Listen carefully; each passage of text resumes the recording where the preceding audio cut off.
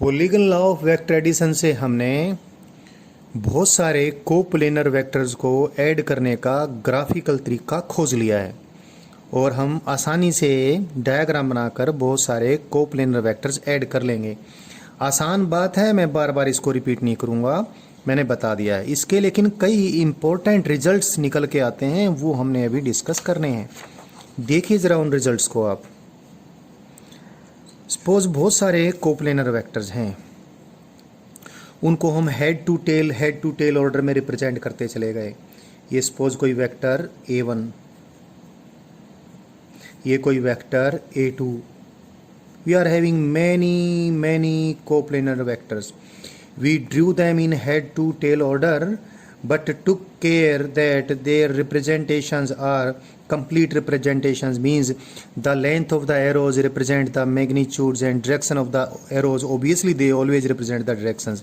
So हमने इनको magnitude and direction head to tail order में रिप्रेजेंट कर दिया और करते ही चले गए। ये A1 वेक्टर, ये A2 वेक्टर, ये A3 वेक्टर आ गया, ये कोई A4 वेक्टर आ गया और ये कोई A5 वेक्टर आ गया। Many vectors are there. A5 vector आ गया और ये कोई A6 वेक्टर आ गया, A6 वेक्टर आ गया। ये 6 वेक्टर हमने ऐड करने थे। अब polygon law vector addition follow करें तो रिजल्टेंट वेक्टर कितना बन गया बच्चों? पहले वेक्टर की टेल से लेकर और लास्ट वाले वेक्टर के हेड तक एक एरो ड्रा कर दूंगा। ये जो एरो है, ये कंप्लीटिंग एरो, इसकी लंबाई तो वेक्टर की मैग्नीट्यूड को रिप्रेजेंट करेगी, इसकी डायरेक्शन ये होगी। तो ये छोटा सा इसका रिजल्टेंट बना है। ठीक है, ये मैं भी क्यों बता रहा हूँ, अभी लर्निंग मैंने कंप्लीट करनी है, अभी आपको बात समझ में आ जाएगी। तो जो भी जितना भी बड़ा ये कंप्लीटिंग वेक्टर बनेगा वही इन सब का रिजल्टेंट होगा। फिर कोई एक एग्जांपल और लिया मैंने। ये कोई वेक्टर है बच्चों, ये कोई वेक्टर है A वेक्टर, ये कोई वेक्टर है B वेक्टर, ये कोई वेक्टर है C वेक्टर, ये कोई वेक्टर है D वेक्टर, C हो गया, चलो कोई नहीं, ये D वेक्टर है, ये कोई C वेक्टर है, ये कोई C वेक्टर था और ये कोई सपोज ये कोई E वेक्टर है, E वेक्टर है और ये कोई F वेक्टर है। और F vector by the way इतना बड़ा इतनी मैग्नीट्यूड का है कि जब इसको F वेक्टर को की टेल को E वेक्टर के हेड पे रखा और हमने इसको F वेक्टर का रिप्रेजेंटेशन पूरा किया तो होते होते इसका हेड, F वेक्टर का हेड A वेक्टर की टेल पे बंद हो गया। मतलब कोनो जगह बची ही नहीं कि कंप्लीटिंग साइड अब हम कोई ड्रा भी कर दें। जितने भी वेक्टर ऐड करने थे, A vector, B vector, C vector, D vector, C vector, E vector, F vector, head to tail order में ड्रा करते गए और लास्ट में पॉलीगन पूरी की पूरी बंद हो गई। तो बताओ, अब देखो आप जरा, इस पॉलीगन को कंप्लीट करने वाली इस साइड की लंबाई कितनी? 0। क्यों? पहले ही बंद हो गई। तो इसका मतलब कंप्लीटिंग साइड अब कोई बची ही नहीं। इसका मतलब कंप्लीटिंग साइड की मैग्नीट्यूड कितनी है? 0। यानी इन सारे वेक्टर्स का रिजल्टेंट कितना आया? 0। तो इस एग्जांपल में A vector plus B vector plus C vector plus D vector plus E vector plus F vector equal to 0। 0 के ऊपर वेक्टर लगाएंगे। 0 को क्या बोलेंगे? नल वेक्टर बोलेंगे, मैं आपको बता चुका हूँ। सो एक इम्पोर्टेंट रूल पॉलीगन लॉ से हमने ऑब्टेन किया है। वो इम्पोर्टेंट रूल क्या है, मैंने डेमोस्ट्रेशन इस ड्राइंग के जरिए कर दिया है, लेकिन एक बार बोल देता हूँ बच्चों, ध्यान से सुन लेना है, बहुत इम्पोर्टेंट है। If a number of coplanar vectors are represented in magnitude as well as in direction but in head to tail order and at last they make a complete polygon, then their resultant is 0 vector. दोबारा से बोल देता हूँ। If a number of coplanar vectors when represented in magnitude as well as in direction in head to tail order make a complete polygon, make a closed polygon, then the resultant of such vectors is 0. तो 2 बार बोल भी दिया है, आसान बात है, drawing से ही आपको समझ में आ गई होगी। पॉलीगन लॉ बहुत इंपॉर्टेंट है, आपने समझ भी लिया होगा। ग्राफिकल मेथड बेशक से ज़रूर है, लेकिन आपने देखा होगा हमने जब ट्रायंगल लॉ और पैरेललोग्राम लॉ ऑफ वेक्टर बनाया तो वो भी ग्राफिकल मेथड थे, लेकिन उन ग्राफिकल मेथड्स को यूज़ करके ही हमने एनालिटिकली मैथमेटिकली वेक्टर्स का रिजल्टेंट निकालना सीख लिया था और हमें अच्छे से आ भी गया है। सो ग्राफिकल मेथड से शुरुआत करके ही हम फिर मैथमेटिकल स्टेप्स आगे बढ़ाते हैं। It's very important. लेकिन अभी मैंने इससे रिलेटेड आपको कुछ लर्निंग और भी करवानी है। इसका मतलब ये भी हुआ कि अगर कोई 3 वेक्टर्स हैं जनाब, वेक्टर ए, बच्चों I request you one thing, जब मुझे बहुत सारे वीडियोस बनाने होते हैं और अक्सर बहुत सारे बनाने होते हैं तो मेरा लिखना भी और बोलना भी 1-2 बार ऐसा होता है कि कोऑर्डिनेशन नहीं रह पाता है। आगे की बात सोच रहे होते हैं तो टंग स्लिप हो जाती है, मिस प्रिंट भी हो जाता है।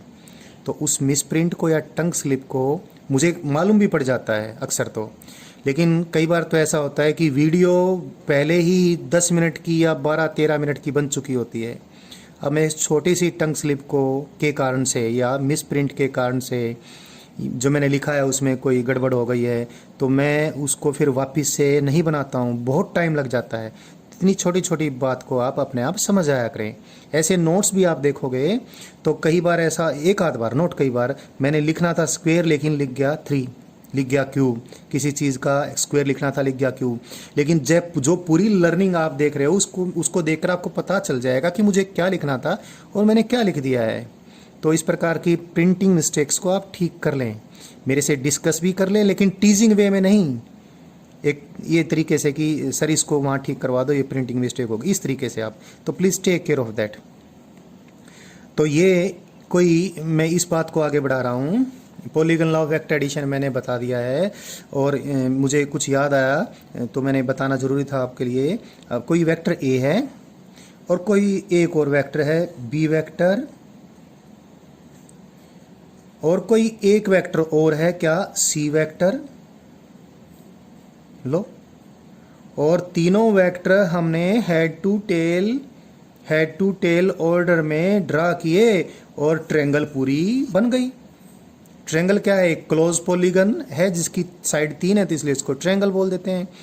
तो रिजल्टेंट कितना, आप देखिए आप रिजल्टेंट कितना है, रिजल्टेंट आ गया A vector plus B vector plus C vector, कितना आ गया, 0 वेक्टर आ गया।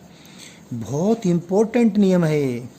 If 3 vectors drawn in head to tail order in magnitude as well as in direction they make a closed triangle। इस केस में polygon बोलता बोलता मुझे ध्यान आया ट्रायंगल बनेगी, they make a triangle, और वो ट्रायंगल है तो क्लोज तो है ही है, then the resultant is 0।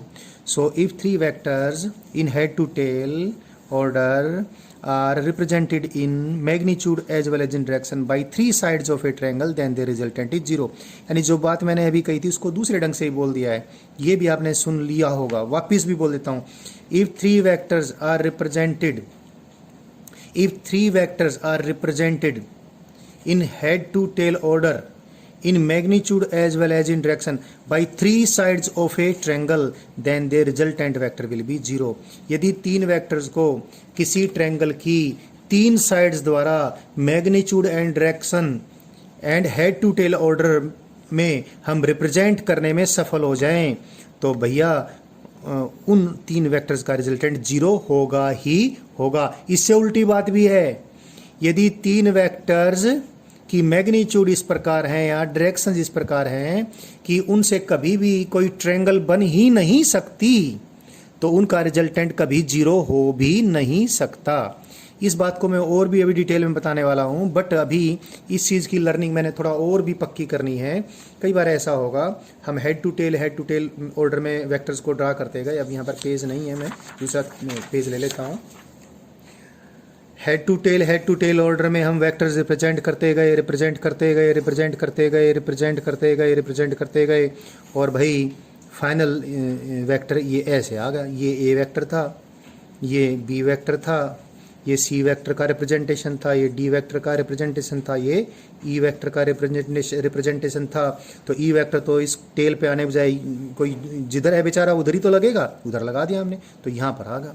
अब देखो इन सब वेक्टर्स का रिजल्टेंट कितना होगा, आप डायरेक्ट देख सकते हो इनका रिजल्टेंट पहले वेक्टर की टेल और अंतिम वेक्टर का सिर, उन दोनों को मिलाने वाला जो एरो होगा यही अब इन सब वेक्टर्स का रिजल्टेंट वेक्टर होगा। तो इसमें भी कई बार बच्चों को परेशानी होती है, तो इसको भी समझ लें। जो ई वेक्टर है इतना बड़ा, इसको दो वेक्टरों में डिवाइड कर दूं, एक तो यहाँ से यहाँ तक और एक यहाँ से लेकर यहाँ तक। तो जो सेम डायरेक्शन में ही दो वेक्टर्स हों तो दो वेक्टर्स उसी प्रकार से मैंने बताया था कल, ए वेक्टर और बी वेक्टर दोनों यदि सेम डायरेक्शन में हों